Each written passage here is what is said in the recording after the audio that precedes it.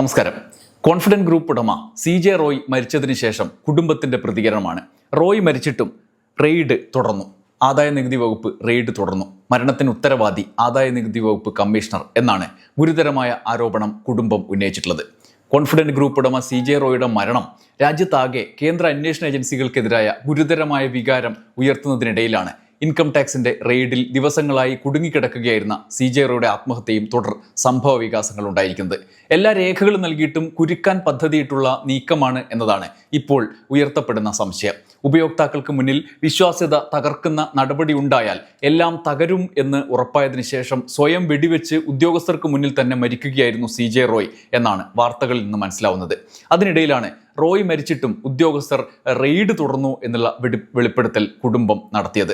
ഈ സാഹചര്യത്തിൽ കടുത്ത വിമർശനങ്ങൾ അന്വേഷണ ഏജൻസികൾക്കെതിരെ ഉയരുന്നുണ്ട്. റോയെ പോലെ വിശ്വസനീയമായ ബിസിനസ് സാമ്രാജ്യം വിവാദങ്ങളില്ലാതെ പടുത്തുയർത്തി മുന്നോട്ട് പോയിക്കൊണ്ടിരുന്ന ഒരാളെ തകർക്കാൻ എന്തിനാണ് നീക്കം നടത്തിയത് എന്ന ചോദ്യവും ഇപ്പോൾ ഉയരുകയാണ്. ഈ പശ്ചാത്തലത്തിൽ 3 കാര്യങ്ങളാണ് നമ്മൾ പരിശോധിക്കുന്നത്. ഒന്നാമത്തേത് അന്വേഷണ ഏജൻസിയുടെ ഇടപെടലാണ്. ആ വിമർശനങ്ങളിലേക്ക് വിരൽ ചൂണ്ടുന്ന PK സുരേഷ് കുമാറിൻ്റെ ഒരു ഫേസ്ബുക്ക് പോസ്റ്റ് ഞാൻ വായിക്കാം. നേരിട്ട് നമുക്ക് ആ വിമർശനം എങ്ങനെയാണ് എന്ന് നോക്കാം. അദ്ദേഹം പറയുന്നു, BJP കൊന്നതാണ്. കോൺഫിഡന്റ് ഗ്രൂപ്പ് ഉടമ MD CJ റോയുടെ മരണം ഞെട്ടിക്കുന്നതാണ്. രാജ്യത്തെ വമ്പൻ വ്യവസായികളെ കേന്ദ്ര ഏജൻസികളെ ദുരുപയോഗിച്ച് വേട്ടയാടി സാമ്പത്തിക നേട്ടമുണ്ടാക്കാൻ നടത്തുന്ന വൃത്തികെട്ട കളികളുടെ ഇരയാണ് Roy. Builder, real estate, cinema നിർമ്മാതാവ് തുടങ്ങി നിരവധി സംരംഭങ്ങളിലൂടെ സൗത്ത് ഇന്ത്യയിലും വിദേശത്തും മുദ്ര പതിപ്പിക്കുകയും ശതകോടികളുടെ ബിസിനസ് സാമ്രാജ്യത്തിന് ഉടമയാവുകയും ചെയ്ത ആളാണ് CJ റോയ്. ഏതാനും ആഴ്ചകൾക്ക് മുമ്പാണ് കോൺഫിഡന്റ് ഗ്രൂപ്പിന്റെ ഉടമസ്ഥതയിൽ ഉണ്ടായിരുന്ന ബാംഗ്ലൂരിലെ ഭൂമി 700 കോടി രൂപയ്ക്ക് വിൽപ്പന നടന്നത്. ആ പണം കേരളത്തിൽ വിവിധ സംരംഭങ്ങളിലേക്ക് മുതൽ മുടക്കാൻ അദ്ദേഹം ആലോചിച്ചിരിക്കുകയായിരുന്നു. രാജ്യമെമ്പാടും BJP ധനസമാഹരണത്തിന് കളിക്കുന്ന കളി, പ്രാദേശിക നേതാക്കൾ വൻകിട സംരംഭകരെ സമീപിച്ച് ഭീമമായ തുക കോഴ ചോദിക്കുന്ന പരിപാടി, അത് കൊടുക്കാൻ തയ്യാറാകാത്ത സംരംഭകരെ ED ദുരുപയോഗിച്ച് റെയ്ഡ് നടത്തി തകർക്കും. ആസ്തികൾ മുഴുവൻ കള്ളപ്പണം എന്ന് ചാപ്പയടിച്ച് കണ്ടുകിട്ടും. പതിറ്റാണ്ടുകൾ പഴക്കമുള്ള ചെന്നൈ ആസ്ഥാനമായ മലയാളി ഗ്രൂപ്പിനോട് തമിഴ്നാട് BJP ചോദിച്ചത് 500 കോടിയായിരുന്നു അത്രേ. അവർ അത് കൊടുക്കാത്തതിൻ്റെ പേരിൽ കേന്ദ്ര ഏജൻസികൾ ഉപയോഗിച്ച് അവരെ വേട്ടയാടി 1000 കോടി കണ്ടുകെട്ടി. വർഷങ്ങൾ നീളുന്ന കോടതി വ്യവഹാരത്തിലൂടെ മാത്രമേ അവർക്ക് ഈ പണം തിരിച്ചു കിട്ടൂ. എന്നാൽ ഇലക്ഷൻ ഡ്യൂട്ടിക്കാർ എന്ന നിലവിട്ട് ഏജൻസികൾ കൊലയാളി സംഘങ്ങളായി അധപ്പതിക്കുകയാണ്. നോർത്ത് ഇന്ത്യൻ ലോബിക്ക് വേണ്ടി ബിസ്ക്കറ്റ് രാജാവ് ബ്രിട്ടാനിയ രാജൻ പിള്ളയെ കള്ളക്കേസുകളിൽ കുടുക്കി ജയിലിലടച്ച് മരണത്തിലേക്ക് തള്ളിവിട്ടിട്ട് 3 പതിറ്റാണ്ടാകാറായി. അത്തരം വേട്ടകൾ ഇപ്പോഴും തുടരുന്നതിൻ്റെ ഇരകളിൽ ഒരാളാണ് റോയ്. ഒരുപാട് കഷ്ടപ്പെട്ട് വർഷങ്ങൾ നീണ്ട പ്രയത്നത്തിലൂടെ താൻ കെട്ടിപ്പടുത്ത സാമ്രാജ്യം ഒരു നിമിഷം കൊണ്ട് വേട്ടയാടി തകർക്കപ്പെട്ടതിൻ്റെ മാനസികാഘാതത്തിൽ സംഭവിച്ചതാണ് നാടിനെ നടുക്കിയ ആത്മഹത്യ. ED, ആദായ നികുതി വകുപ്പ് തുടങ്ങിയവയുടെ റെയ്ഡിനെതിരെ ഉദ്യോഗസ്ഥരുടെ മുന്നിൽ സ്വയം വെടിവെച്ച് CJ റോയ് മരിച്ചു. ഇത് ആത്മഹത്യയല്ല, വേട്ടയാടി കൊന്നതാണ്. CSR ഫണ്ടിന്റെ പേരിൽ പ്രശസ്തി ആഗ്രഹിച്ചുള്ള ഗിമ്മിക്കുകൾ നടത്താതെ അനേകം ആളുകളെ സ്വകാര്യമായി സഹായിച്ചിരുന്ന ഒരു മനുഷ്യസ്നേഹി കൂടിയായിരുന്നു CJ റോയ്. 2018-19 പ്രളയകാലത്തും വയനാട് ഉരുൾപൊട്ടൽ ദുരന്തമുണ്ടായപ്പോഴും അദ്ദേഹം കാര്യമായ സാമ്പത്തിക സഹായം നൽകിയിരുന്നു. വേട്ട നായ്ക്കൾക്ക് മുന്നിൽ സ്വയം മരണം വരിച്ച് കീഴടങ്ങിപ്പോകേണ്ട ഒരാളായിരുന്നില്ല അദ്ദേഹം. ഈ മരണത്തിൻ്റെ പേരിൽ വേട്ടക്കാർക്ക് എതിരെ എല്ലാ മലയാളികളും രംഗത്ത് വരണം. ഇനി ഒരു ദുരന്തം ഉണ്ടായിക്കൂടാ. അദ്ദേഹത്തിന് ആദരാഞ്ജലികൾ എന്നാണ് PK സുരേഷ് കുമാർ ഫേസ്ബുക്കിൽ കുറിക്കുന്നത്. CJ റോയ് മലയാളിക്ക് അഭിമാനിക്കാവുന്ന ഒരു മുഖമാണ്. തൃശ്ശൂർ സ്വദേശിയായ റോയ് ബഹുരാഷ്ട്ര കമ്പനിയായ HP ജോലി രാജിവെച്ചാണ് സ്വന്തം റിയൽ എസ്റ്റേറ്റ് ബിസിനസ് കെട്ടിപ്പടുത്തത്. ബാംഗ്ലൂരിൽ ജനിച്ചു വളർന്ന റോയ് ഫ്രാൻസിലും സ്വിറ്റ്സർലൻഡിലുമാണ് വിദ്യാഭ്യാസം പൂർത്തിയാക്കിയത്. എഡിറ്റോറിയൽ എന്ന യൂട്യൂബ് ചാനലിൽ അരുൺ കുമാറുമായി നടത്തിയ അഭിമുഖമാണ് അദ്ദേഹം അവസാനമായി നൽകിയത് എന്നാണ് എൻ്റെ അറിവ്. അതിൽ അദ്ദേഹം തൻ്റെ മെക്കാനിക്കൽ എഞ്ചിനീയറിംഗ് എന്ന മേഖല വിട്ട് എങ്ങനെയാണ് റിയൽ എസ്റ്റേറ്റ് ഭീമനായത് എന്ന് അരുൺ കുമാറിനോട് വിശദീകരിക്കുന്നുണ്ട്. ആ അഭിമുഖത്തിലെ ഒരു ഭാഗം ഞാൻ പറയാം. അദ്ദേഹം പറയുന്നു, അമ്മയുടെ സങ്കല്പമാണ് ചെറിയ ചെറിയ പ്ലോട്ട് വാങ്ങി വീടുണ്ടാക്കി വിൽക്കുക എന്നത്.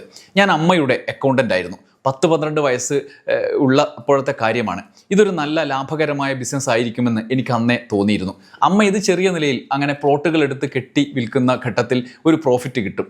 1992 മുതൽ 7 വർഷത്തോളം ഞാൻ HP കമ്പനിയിൽ ജോലി ചെയ്തു. അതിനിടയിലാണ് നിർമ്മാണത്തിലെ പ്ലാനിങ് കാര്യങ്ങളൊക്കെ നോക്കിക്കൊണ്ടിരിക്കുന്നതിന് ഇടയിലാണ് ഇങ്ങനെ ഒരു റിയൽ എസ്റ്റേറ്റ് കാര്യം എൻ്റെ ഐഡിയയിൽ വരുന്നത്. അത് ഞാൻ എൻ്റെ ബോസിനോട് പറഞ്ഞു.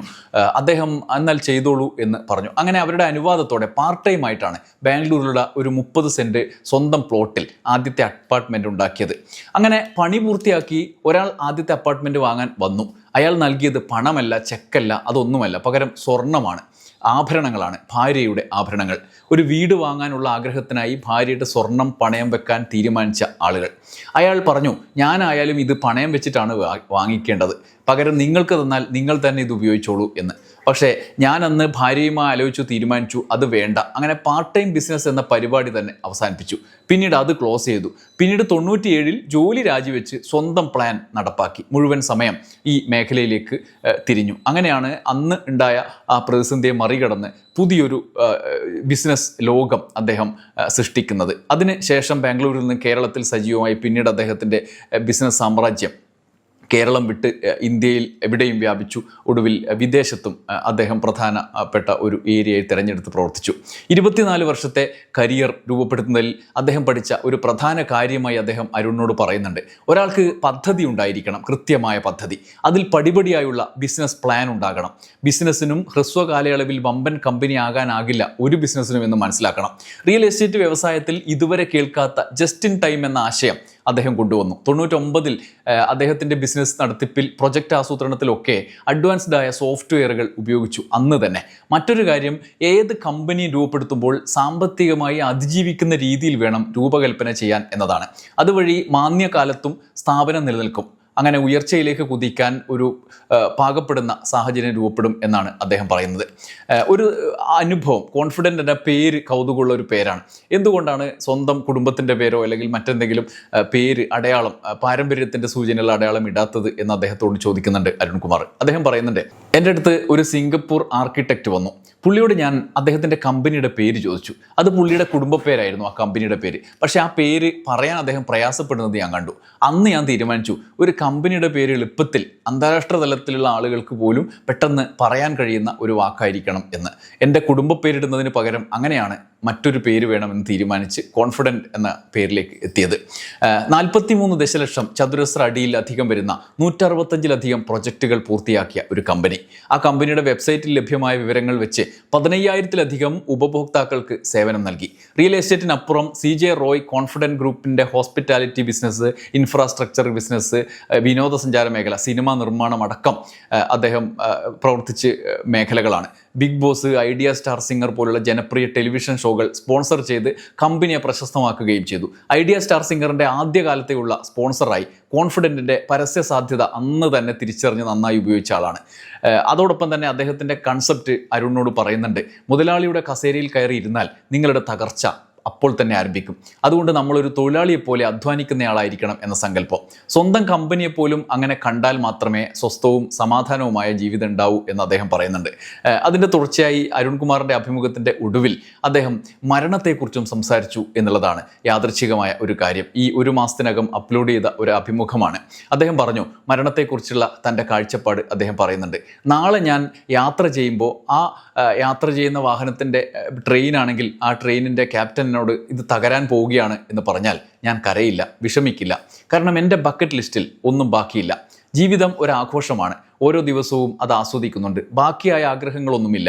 എല്ലാ ദിവസവും 12 മണി കഴിഞ്ഞ് ഉറങ്ങാറുള്ളൂ. കാരണം ഇന്ന് കഴിഞ്ഞ് നാളെ പുലർന്ന് 1 മിനിറ്റ് കഴിഞ്ഞാൽ മാത്രമേ നാളെയും കണ്ടിട്ടേ ഉറങ്ങൂ എന്നാണ് അദ്ദേഹം പറയുന്നത്. പക്ഷേ CJ റോയ് ഇന്ന് ആത്മഹത്യ ചെയ്തു എന്നുള്ളതാണ്. അദ്ദേഹത്തിൻ്റെ മുന്നിലെ പ്രതിസന്ധി എന്തായിരിക്കും എന്നുള്ളത് നമുക്ക് ഊഹിക്കാവുന്നതേ ഉള്ളൂ. അന്വേഷണ ഏജൻസികളുടെ ഇടപെടൽ ഇത്രയും ദിവസങ്ങളായി അദ്ദേഹത്തിൻ്റെ മുന്നിൽ നടത്തുന്ന ഈ റെയ്ഡ് പരിപാടികൾ നമ്മുടെ മുമ്പിലുണ്ട്. CJ റോയുടെ മരണാനന്തരം അരുൺകുമാർ അദ്ദേഹത്തിൻ്റെ ഫേസ്ബുക്കിൽ അതൊരു കുറിപ്പായി ഇട്ടിട്ടുണ്ട്. അദ്ദേഹം ഇങ്ങനെയാണ് എഴുതുന്നത്: എല്ലാം നേടിക്കഴിഞ്ഞു, ബക്കറ്റ് ലിസ്റ്റിൽ ഇനിയൊന്നുമില്ല.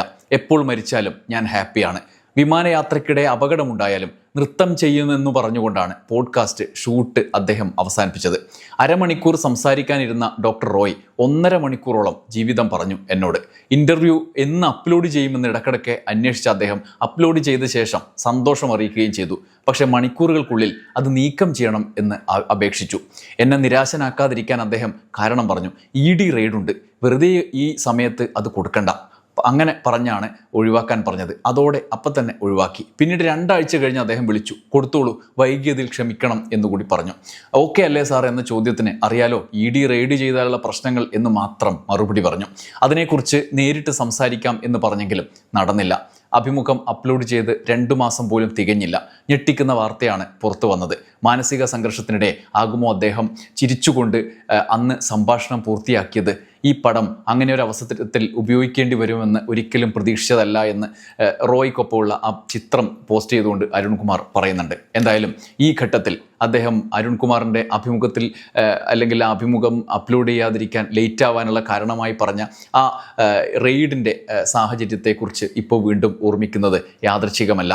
അദ്ദേഹത്തിൻ്റെ മരണത്തിൻ്റെ കാരണമായി ബന്ധുക്കൾ, കുടുംബം ആരോപിക്കുന്നത് പോലെ അന്വേഷണ ഏജൻസികൾക്ക് പങ്കുണ്ടെങ്കിൽ അത് അന്വേഷിക്കപ്പെടണം. രാജ്യത്തെമ്പാടും ഭരണകൂടത്തിൻ്റെ താല്പര്യത്തിനനുസരിച്ച് ഇടപെടലുകൾ ഉണ്ടാകുന്നു, അന്വേഷണ ഏജൻസികളെ ആ മട്ടിൽ ഉപയോഗിക്കുന്നു എന്നുള്ള ആക്ഷേപം നിലനിൽക്കുന്ന സാഹചര്യത്തിൽ പ്രത്യേകിച്ചും CJ റോയിയുടെ മരണത്തിന് വലിയൊരു പ്രാധാന്യം കൈവരികയാണ്. എന്തൊക്കെ നടക്കും എന്ന് കാത്തിരുന്ന് കാണാം. നന്ദി, നമസ്കാരം.